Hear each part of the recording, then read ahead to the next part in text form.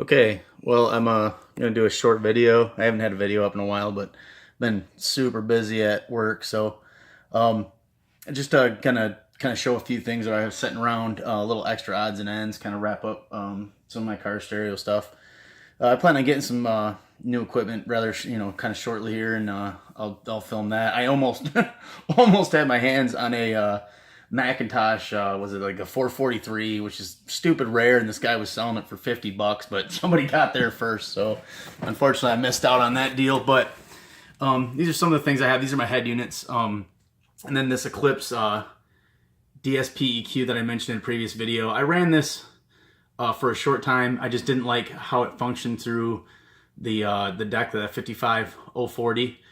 Here's another Eclipse deck I bought right before that, and this lasted me about 3 days before the front face just came off. See if I can get in there. It's a 55430. It's not quite as nice as the 55040 anyway, but I was pretty disappointed in that. But and then here's my Alpines. I used this one for a long time. It's a really nice deck, but this is the one, that knob right there, it breaks, and then you turn up and down, it doesn't respond, or you turn forward, it clicks backwards. It's just, I don't know, problems. There's an extra face I got for it. I got another one laying around somewhere here, but and then this is an older Alpine. I think like these are the models right before, maybe these are maybe like 94. This was like new in 96, somewhere around there. I don't know, but this thing has a lot of options. I don't know, it's a pretty capable deck. The highs weren't nearly as good on that as they were on this Eclipse or that other Eclipse I have. But the bass, and then managing it too.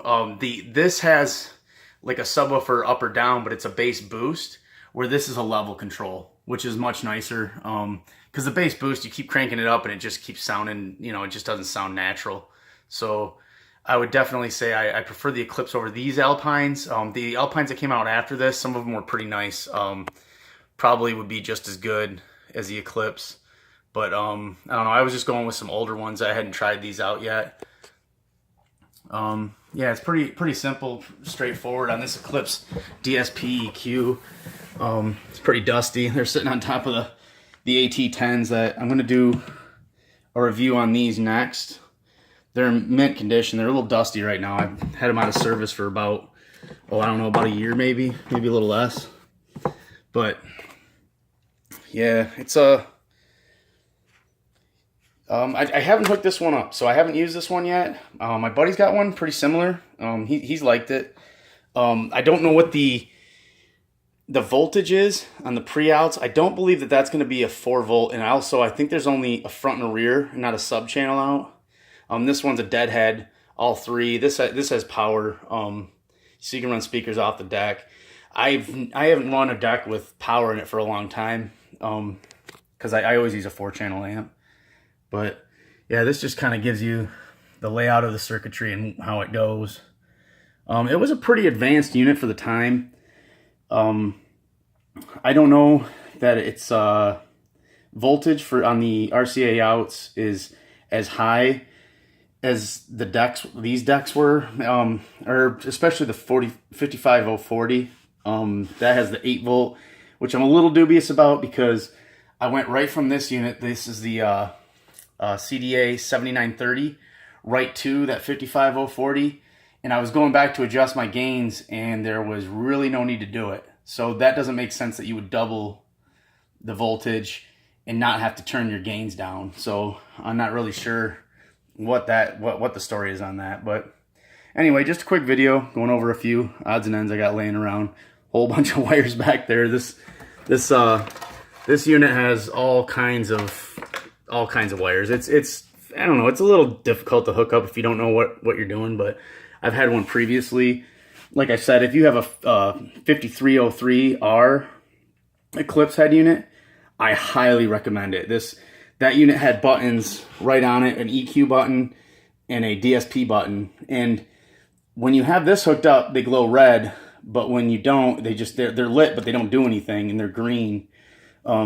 But you just hit those, and then you can go in and adjust up and down, like a 7-band EQ. And then the DSP, which I don't really use. It's more of a novelty. And then also that unit had like a little display screen up here, and it would show, you know, different pictures depending on what sound processing it was doing, whether it was like cathedral or hall or trying to think somewhat what the other ones were, stadium, things like that, live.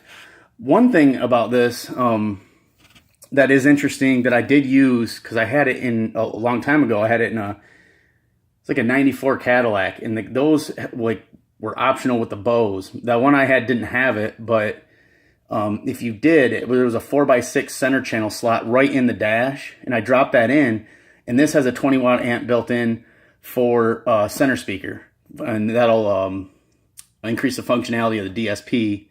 And then also a 20 watts for subwoofer out. I have no idea what subwoofer you'd hook to it for 20 watts, but I don't know. It's there. Yeah, so that's just some of the odds and ends I got laying around.